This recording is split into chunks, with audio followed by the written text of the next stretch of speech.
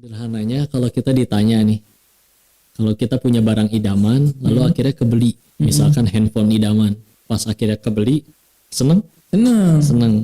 Tapi setelah handphone itu dipakai sebulan, sidik jarinya dielapin sampai mengkilap terus, coba udah 3 tahun pakai. Oh, lempar-lempar. Lemparin juga biasa aja ya. Nah, jadi sesuatu yang datang, kesenangan yang datang dari hawa nafsu itu begitu. Oh.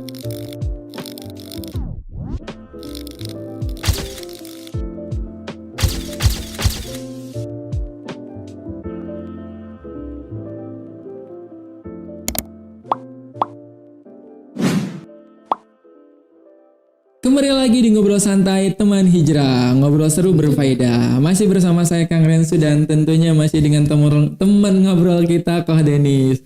Setelah kita di sesi 1 teman-teman membahas tentang bagaimana perjalanan kehidupan beliau yang sangat luar biasa banget dan penuh dengan inspirasi. Dan ini sesuatu yang sangat berharga tentunya pengalaman hidup beliau yang akhirnya mengantarkan beliau menuju Allah Subhanahu wa taala, dan bahkan hari ini beliau Masya Allah gitu ya, istiqomah dan terus berusaha untuk istiqomah untuk tetap berdekat dengan Allah Subhanahu wa taala. Ya, salah satunya dengan menyibukkan diri dengan hal-hal yang positif ya. Mendekatkan dirinya dengan masjid, mengisi kajian-kajian keislaman gitu ya.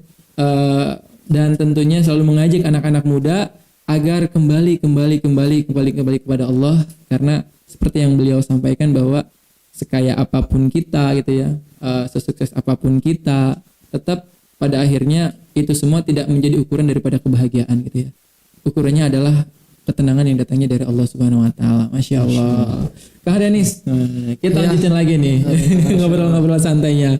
Oke, kan kita tadi sudah membahas tentang bagaimana mencari ya, antum mencari Allah gitu ya dalam berbagai ujian yang Allah berikan. Terus sekarang nih gimana nih ceritanya sampai akhirnya gimana ya, terjun gitu ya, apa ya namanya, terjun atau terjebak bukan terjebak ya, yaitu kasih sayang Allah gitu ya, sama Allah dihadirkan hatinya, pikirannya, jasanya di tempat-tempat yang baik gitu ya, mengisi kajian gitu ya, kemudian ngajakin anak-anak muda kepada kebaikan. Itu gimana ceritanya dari yang tadinya mohon maaf seperti yang Kak Denis bilang ya, bandar judi gitu ya, sampai sekarang justru ngajak orang buat menjauhi judi gitu. Ini kan antitesa banget gitu ya. Dan ini dilakukan oleh satu orang gitu. Kan biasanya kalau ini yang suka judi, ini yang enggak gitu. Nah, ini kan antum pernah merasakan ini dua-duanya gitu ya. Pernah menjadi seperti ini dan menjadi seperti ini. Pernah menjadi ada di titik hitam gitu, dan sekarang Masya Allah gitu kan mengajak orang dari titik hitam ini menuju cahaya. Nah, tadi kan sempat disinggung nih, datang ke Indonesia baca At-Takasur aja nggak bisa gitu. Nah, itu mulai dari situ tuh gimana tuh perjalanannya sampai akhirnya bisa seperti sekarang? La haula wala quwata illa billah. Masya Allah. Pertama mah, jujur mah sebetulnya pertama ketika pulang mah pengen tenang dulu aja. Kenapa akhirnya itu jadi sesuatu yang dikejar kan? Ya orang sebetulnya pengen kaya juga sebetulnya pengen tenang kok dia. Dia ngerasa kekayaannya itu bisa untuk nanti ngejamin biaya istrinya berobat kalau sakit, anaknya kuliah. Tapi ternyata ya terbukti berkali-kali bukan itu sumber ketenangan. Jadi judul nyari tenang. Dan akhirnya Allah izinkan dalam proses pencarian yang paling kerasa, ya Allah kasih mau, mumpung masih dikasih mau untuk ngejar ke sana sini. Karena waktu itu kan belum ada kegiatan yang rutin untuk pekerjaan, untuk bisnis. Jadi ya selagi ada tempat untuk belajar, paginya misal belajar ke siapa, belajar tajwid dulu mulai. Udah gitu beres sesi itu nyari lagi di mana. Oh ada kajian, oh di situ ngaji kitab, oh itu ngaji apa lagi. Mumpung dikasih pengen. Dan selain nyari tenang sebetulnya mah waktu itu pertama kalinya mah hingga akhirnya terjun ke dakwah mah untuk rem sebetulnya. Untuk rem. Karena gini, kita manusia benci sama satu jenis orang, yaitu yang munafik. Sebetulnya nifak ya, munafik mah itu orangnya. Orang yang di depan A, belakang B. Nah, kenapa itu bisa jadi rem? Karena ketika kita bismillah berusaha pengen dalam kebaikan, tapi setan tuh nggak ridho tuh. Dia pasti datengin teman-teman yang lama untuk ngajakin lagi, ngasih bisikan-bisikan rindu atas dunia yang lama, ya. Maka gimana caranya biar punya rem? Maka akhirnya waktu itu pun alhamdulillah ketemu guru yang Masya Allah, dan akhirnya diajak bahkan didoakan oleh beliau waktu itu menyebutnya didoakan untuk menjadi mubalik. Sekarang beliau sudah wafat. Nah, dengan doanya dari beliau itu, dan akhirnya diminta oleh beliau juga salah satunya untuk menyampaikan walaupun hanya sekedar cerita, nggak tahu kan mau ngomong apa, ya, dan akhirnya ya cerita aja apa aja yang ada.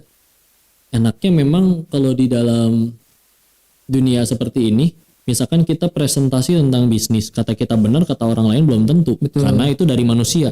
Nah, kalau misalkan ini kita menyampaikan sesuatu yang datang dari yang maha benar dan tidak mungkin salah. Ibarat kita cerita, orang muslim harus sholat, maka seorang syekh, kiai, sampai seorang yang tidak kenal Islam sama sekalipun tahu itu nggak bisa dibantah, ya. Dan tadi untuk rem agar supaya ketika diri ini benci dengan manusia yang munafik, pasti nggak mau jadi orang yang munafik.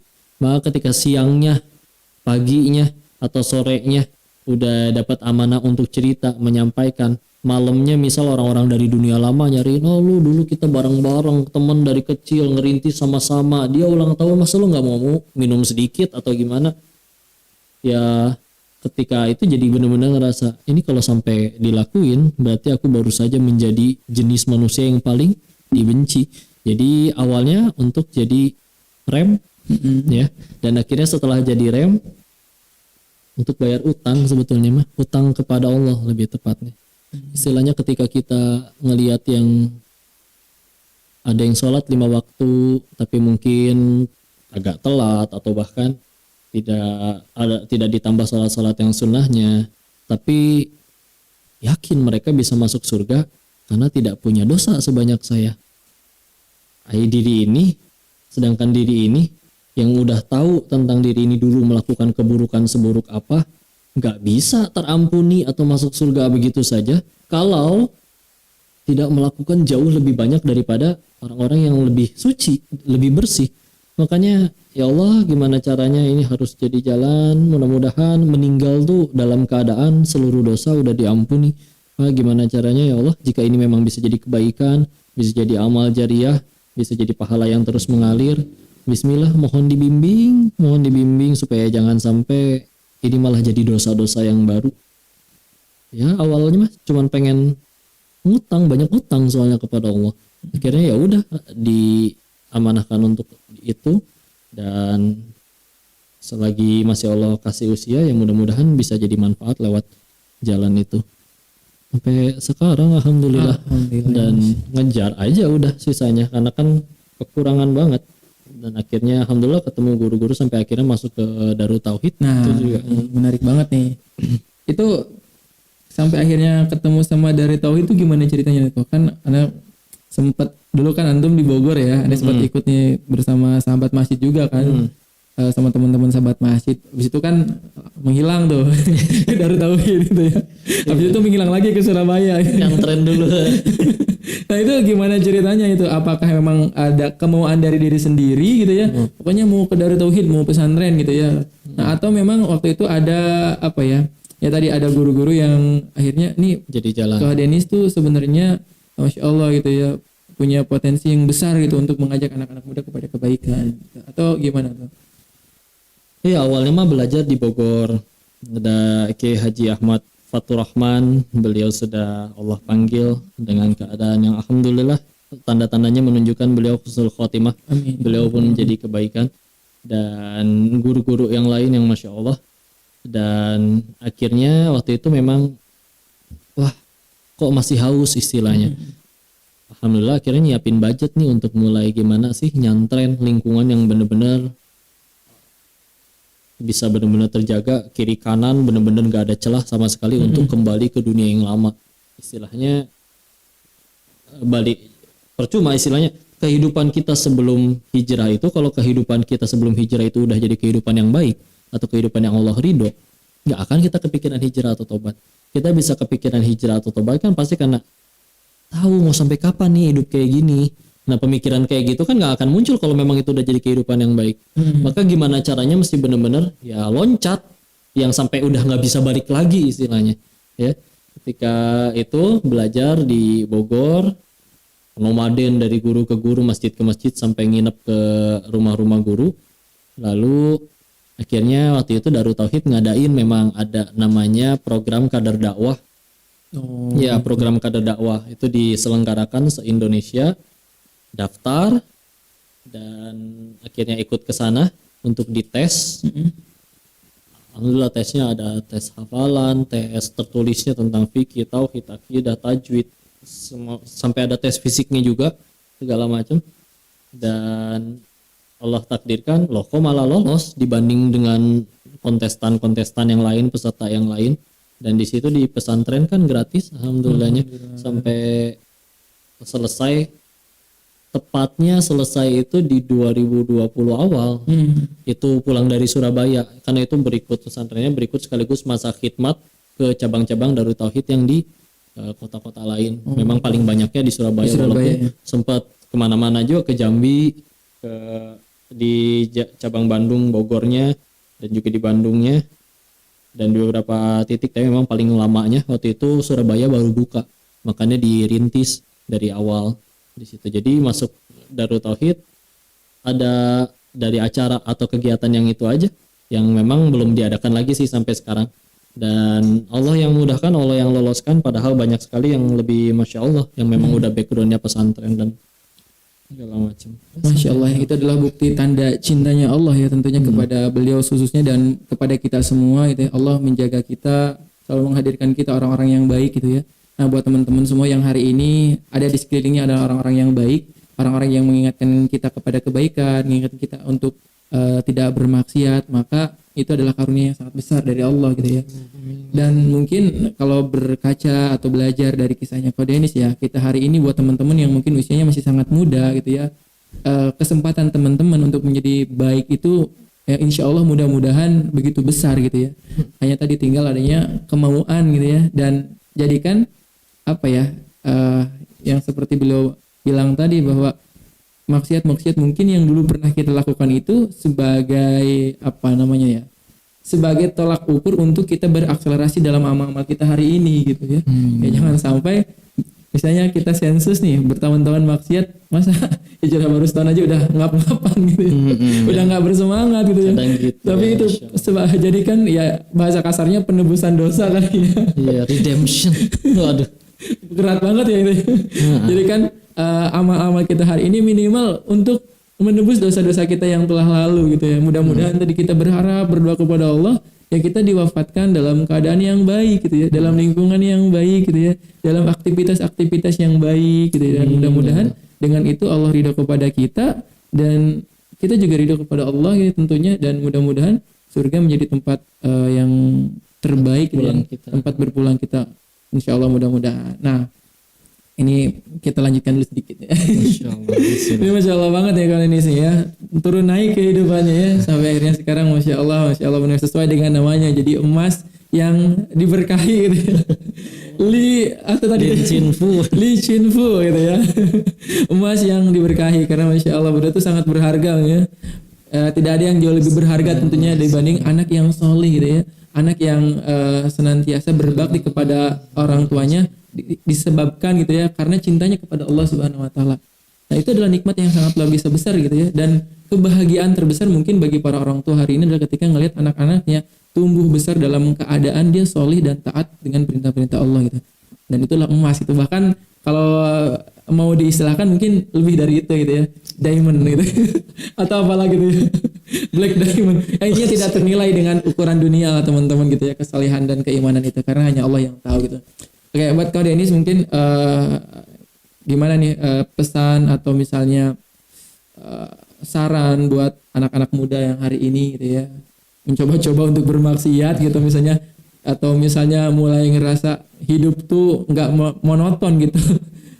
Apa ya namanya tuh ya, ininya tuh menjadi soleh itu kayak nggak seru gitu ya. Pasti kan antum seru banget ya. Antum ngerasain gitu ya, bagaimana hidup menjadi berkecukupan gitu kan, jalan-jalan banyak saldo sampai puluhan ratusan juta gitu ya. Tapi kira-kira itu membuat kita bahagia nggak? Ya tergantung dari sudut pandangnya gitu ya. Ya, nah, ini bahagia dalam apa ya, menjadi solih atau bahagia dalam ketaatan itu tipsnya atau gimana sih gitu? Biar ya minimal bisa bismillah gitu ya, istiqomah lah gitu. Sederhananya kalau kita ditanya nih, Kalau kita punya barang idaman, lalu akhirnya kebeli, misalkan handphone idaman, pas akhirnya kebeli, seneng.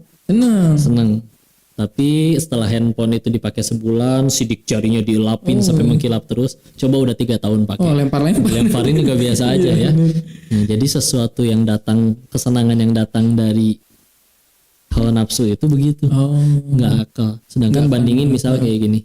Nanti bulan Ramadan datang, insya Allah akan ngerasain yang makanan tuh kebanyakan. Udah kenyang tapi kok masih ada nasi kotak lagi. Pas kita pulang, sambil jalan pulang, nasi kotak ini di jalan ketemu misalkan di lampu merah dengan yang sedang lapar. Lalu kita kasih, Pak ini punten ada sedikit, mohon diterima. Lalu dia menerimanya sambil memegang tangan kita dan dicium sambil netesin air mata dan berkata, ya Allah nak, alhamdulillah Bapak dikasih makan. Mau Bapak doain, mudah-mudahan urusannya lancar, dimuliakan oleh Allah. Masya Allah, tulus banget. Tanya dalam hati, loh kok seneng? Padahal yang dikasih itu ini sesuatu yang kita nggak butuh, sesuatu yang kita udah nggak mau, tapi kok pas kita ngelakuinnya seneng. Dan demi Allah, untuk kesenangan itu bisa kita lakukan tiap hari. Berapa sih harga nasi kotak? Ya, tapi ternyata bisa kita lakuin tiap hari. Dan ketika akhirnya berusaha mendapat kesimpulan bahwa oh kok beda senang dengan ngebeli barang tadi dengan senang yang bagi kesenangan, ngasih manfaat bagi orang lain, ya. Bismillah, dengan itu akhirnya kita punya keyakinan untuk bisa terus jadi baik. Dan ketika sudah berusaha dalam hijrah istiqomah, ada satu hal yang harus ditanya terus setiap hari dalam hati. Sebetulnya bisa jadi setan gak akan sanggup ngebuat kita ninggalin sholat, ninggalin ngaji. Juga sulit bagi setan ketika kita beres pulang ngaji, kita langsung dibisikin untuk merampok barang orang, itu sulit ya. Gak mungkin. Tapi setan punya berbagai macam cara untuk supaya setidaknya pahalanya hilang. Untuk membuat kita ngerasa, wah kita udah lebih benar. Wah tuh yang lain mah masih maksiat, saya mah habis pulang ngaji. Dan itu naudzubillah. Yang harus kita benar-benar tanya setiap hari adalah, ya Allah, demi Allah engkau mudah sekali menjadikan orang yang maksiat di depan mata saya itu jadi orang yang ahli ibadah, sedangkan diri ini yang jadi ahli maksiat. Maka yang harus kita tanya tiap hari, ya Allah kenapa saya tahu saya dulu maksiatnya lebih parah daripada dia. Atau mungkin dulu sayalah yang ngajak orang ini maksiat. Kenapa sekarang dia masih maksiat terus, sekarang kita malah ada di majelis ilmu misal. Demi Allah itu sama sekali bukan karena diri ini udah yang benar, bukan diri ini udah soleh, bukan diri ini udah jadi lebih baik, apalagi lebih suci. Benar-benar cuman, ya Allah ini mah Allah nolong. Kalau Allah mau satu dunia soleh seluruhnya, bisa tanya terus, ya Allah kenapa saya? Kalau ini udah benar-benar ditanyain terus, akhirnya jadi kayak, ya Allah kurang. Ya Allah ini adalah pertolongan yang luar biasa. Dari situ yang dulu perasaan adalah kejadian-kejadian yang dulu kita anggap musibah, akan berubah di pikiran kita. Ya Allah ternyata itu ditolong.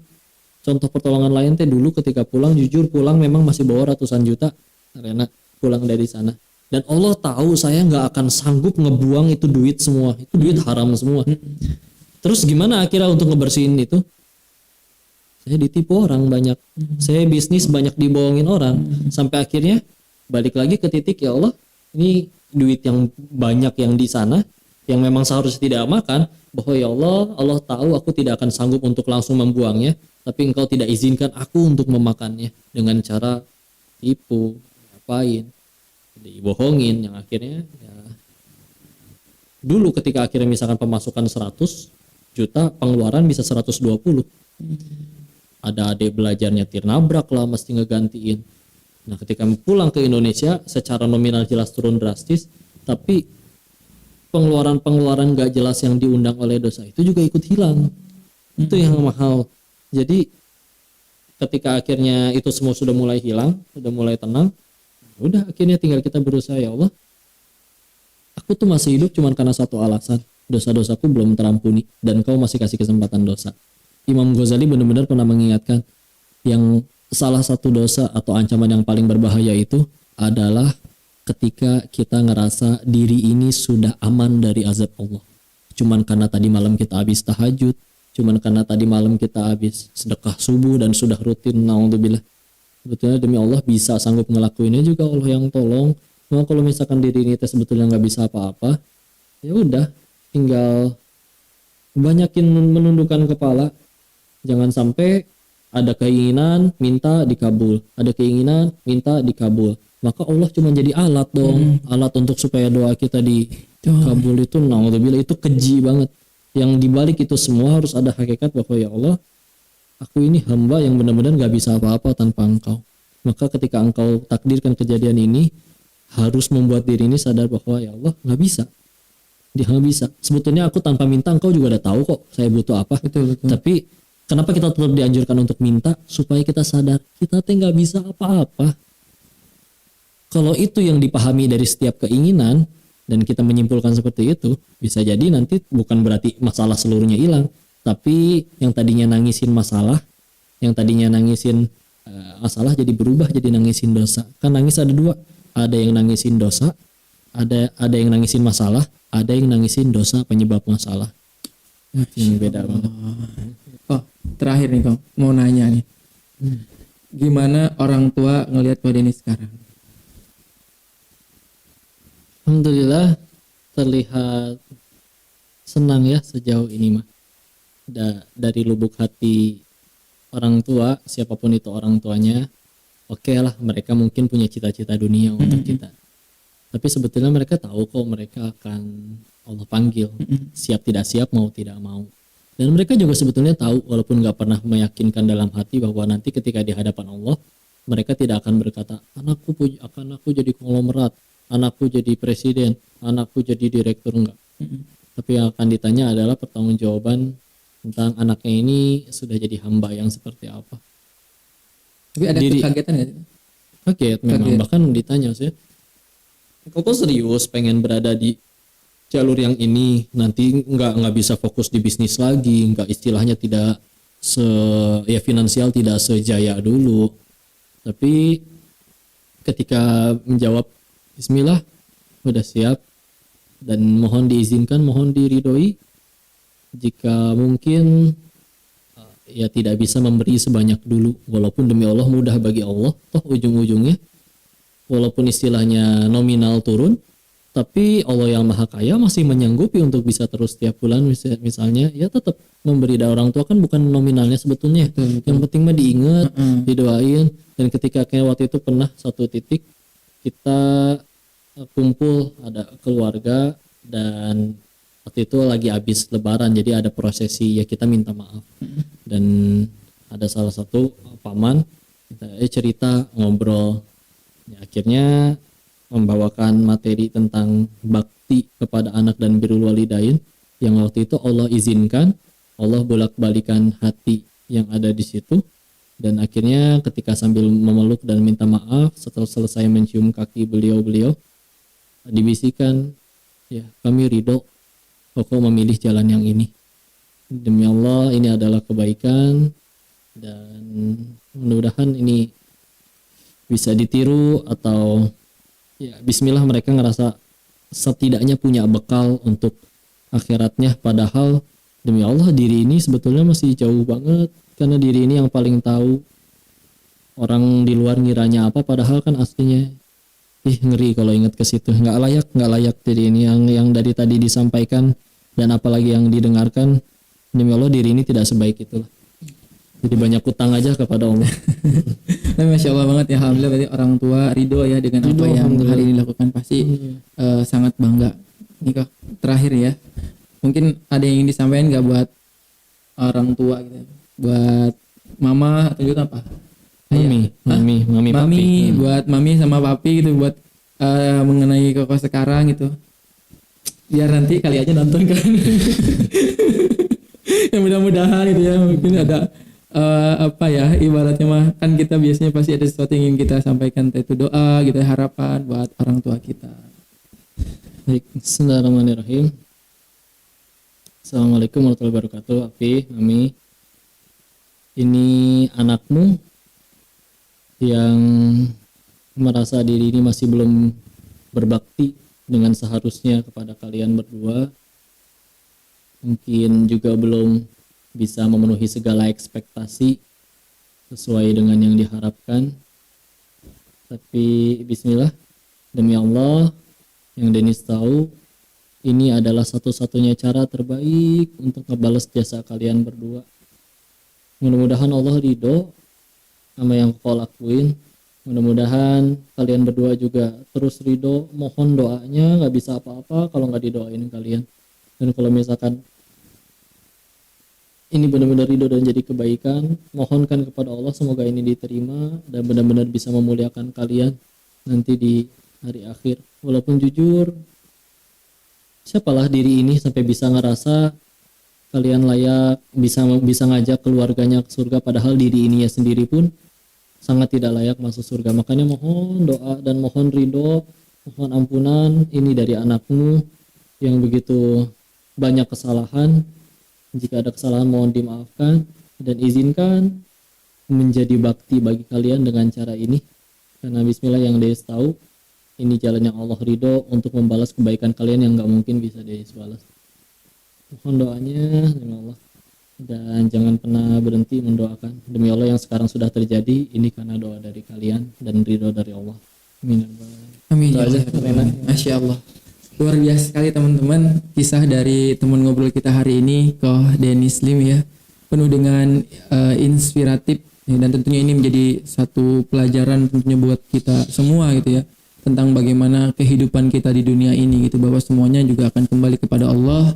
Lantas apa yang sudah kita siapkan tatkala kita menghadap Allah, persaksian apa yang akan kita saksikan di hadapan Allah gitu ya. Apakah dengan persaksian-persaksian yang baik selama kita hidup di dunia, atau justru dengan persaksian-persaksian yang mohon maaf gitu ya, kehidupan kita diisi dengan hanya kemaksiatan gitu ya, dosa dan lain sebagainya yang sekiranya itu membuat Allah murka kepada kita. Teman-teman, hidup itu bukan tentang orang lain gitu ya, tapi tentang diri kita, tentang bagaimana kita mewarnai kehidupan kita dengan warna-warna yang baik gitu ya, tentang bagaimana kemudian kita gitu ya mengharapkan sesuatu yang baik yaitu surga dan kita memperjuangkannya gitu, bukan hanya sekedar tentang makan minum gitu kan, kerja dan sukses dan lain sebagainya, bukan itu adalah bagian daripada tools yang memang Allah sediakan untuk kita dalam rangka untuk senantiasa mendekatkan diri kita kepada Allah. Karena satu poin yang ingin saya kutip terakhir ya dari Koh Denis, kita itu tidak ada apa-apanya di hadapan Allah. Kita itu nothing tanpa Allah. Bahkan semua kebaikan-kebaikan kita hari ini itu bukan karena kita gitu ya. Kesuksesan-kesuksesan kita hari ini itu bukan karena kita, itu semuanya karena Allah. Kita bukan apa-apa tanpa Allah. Barakallahu fikum. Pada ini terima kasih banyak, Masya Allah sudah berbagi.